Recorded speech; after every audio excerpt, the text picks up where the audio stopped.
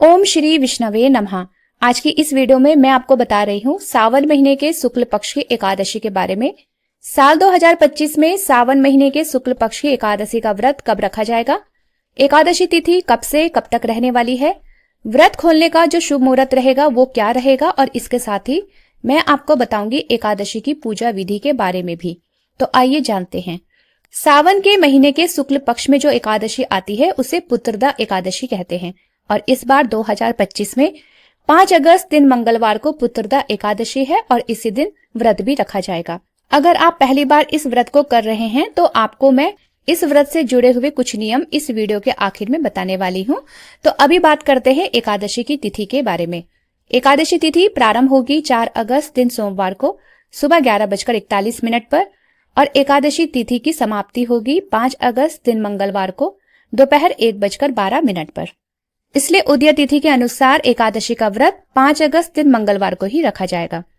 5 अगस्त दिन मंगलवार को ब्रह्म मुहूर्त का समय रहेगा सुबह 4:30 से 5:18 तक। सूर्योदय का समय रहेगा सुबह 5:44 का और सूर्यास्त होगा शाम 7:09 पर।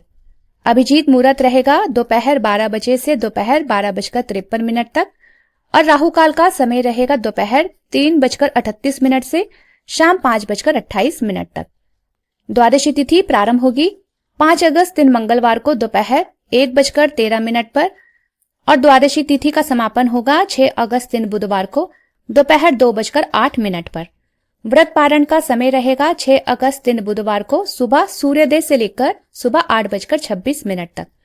अब जानते हैं पुत्रदा एकादशी का व्रत किस प्रकार से रखना चाहिए, कौन से नियमों का पालन करना चाहिए और इस व्रत की विधि क्या होती है। तो संतान प्राप्ति के लिए या संतान से जुड़ी हुई समस्याओं को दूर करने के लिए सावन के शुक्ल पक्ष में आने वाली पुत्रदा एकादशी का व्रत सर्वोत्तम माना गया है। कहा जाता है कि जहां एक और इस एकादशी का व्रत करने से मनुष्य के पिछले जन्म और इस जन्म के सभी पाप नष्ट हो जाते हैं, वहीं निसंतान दंपतियों को संतान सुख की भी प्राप्ति होती है। अगर आप संतान प्राप्ति की कामना या फिर अपनी संतान की उन्नति और अच्छे स्वास्थ्य की कामना रखते हैं तो आपको इस पुत्रदा एकादशी का व्रत जरूर करना चाहिए। एकादशी का व्रत इतना ज्यादा पुण्य देने वाला होता है कि कहा जाता है कि हिंदू धर्म में सभी मनुष्यों को एक बार अपने जीवन काल में सभी एकादशी का व्रत जरूर करना चाहिए। एकादशी का व्रत करने से कई जन्मों के पाप नष्ट होकर बार बार फिर इस जीवन मरण के बंधन से भी मुक्ति मिल जाती है। एकादशी का जो व्रत होता है उसके नियम आपको दशमी तिथि से ही पालन करने होते हैं। जो लोग हमेशा एकादशी का व्रत रखते हैं वे लोग इस नियम के बारे में जानते होंगे, लेकिन जो पहली बार एकादशी का व्रत रख रहे हैं उनके लिए कुछ नियम ऐसे होते हैं जिनका पालन उन्हें दशमी तिथि से लेकर द्वादशी तिथि तक करना चाहिए। जैसे कि दशमी तिथि को कहा जाता है कि एक समय ही भोजन करना चाहिए, सूर्यास्त से पहले पहले ही आपको भोजन कर लेना चाहिए। महिलाओं को एकादशी के दिन सिर के बाल नहीं धोने चाहिए। दशमी तिथि के दिन कुछ दालें हैं जैसे कि चने की दाल, मसूर की दाल, उड़द की दाल नहीं खानी चाहिए। दशमी तिथि को किया गया भोजन शुद्ध और सात्विक होना चाहिए, यानी कि आपको दशमी तिथि के दिन भी प्याज लहसुन का प्रयोग नहीं करना है। इसके साथ ही आपको दशमी तिथि की रात को भगवान विष्णु का ध्यान करते हुए जमीन पर ही बिस्तर बिछाकर सोना चाहिए। क्योंकि इस बार जो पुत्रदा एकादशी है वो 5 अगस्त को है, तो ऐसे में आपको 4 अगस्त से ही एकादशी के नियमों का पालन करना चाहिए। एकादशी के दिन चावल का प्रयोग बिल्कुल नहीं करना चाहिए। यहाँ तक कि एकादशी के व्रत में किसी भी प्रकार का अन्न भी ग्रहण नहीं किया जाता है। लेकिन अगर आपकी सामर्थ्य नहीं है तब आप शाम की पूजा करने के बाद फलाहार ले सकते हैं। एकादशी का व्रत अगले दिन द्वादशी तिथि को किसी ब्राह्मण को या फिर किसी निर्धन व्यक्ति को भोजन करवाकर या दान दक्षिणा देकर ही खोला जाता है। ध्यान रखना चाहिए कि त्रयोदशी तिथि प्रारंभ होने से पहले पहले द्वादशी तिथि के अंदर अंदर आपको व्रत खोल लेना है।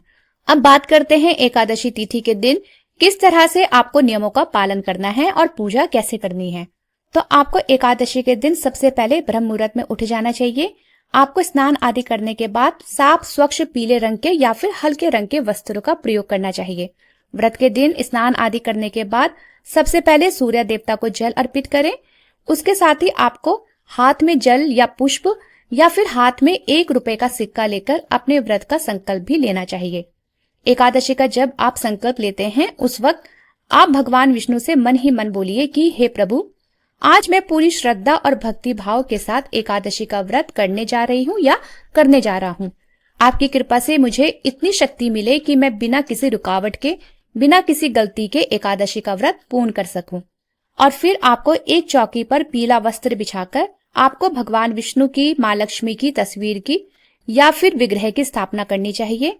क्योंकि ये पुत्रदा एकादशी है तो भगवान कृष्ण के बाल स्वरूप यानी लड्डू गोपाल की पूजा भी आपको आज के दिन जरूर करनी है।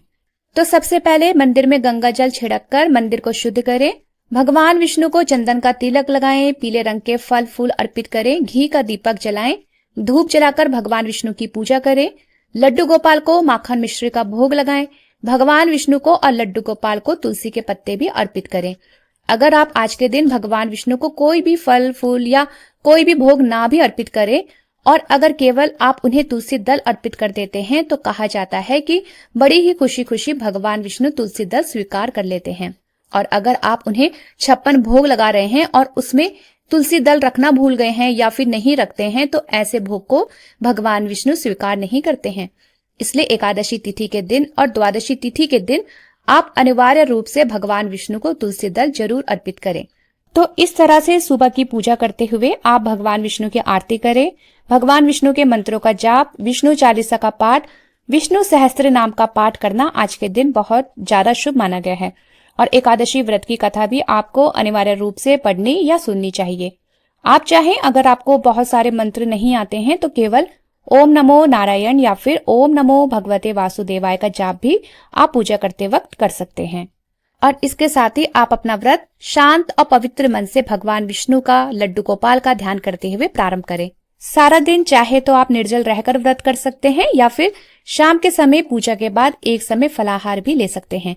लेकिन बहुत से लोग इस दिन अन्न और जल का त्याग करते हैं, तो आप अपनी सामर्थ्य के अनुसार इस व्रत को किसी भी प्रकार रख सकते हैं। ये पूरी तरह से आपके ऊपर निर्भर करता है। शाम की पूजा में आप भगवान विष्णु को भोग जरूर लगाएं। पीले रंग के फलों का या फिर पीले रंग की मिठाइयों का भोग आप विष्णु भगवान को लगा सकते हैं। ध्यान रखना है, माँ लक्ष्मी की पूजा भी आपको इस दिन करनी चाहिए।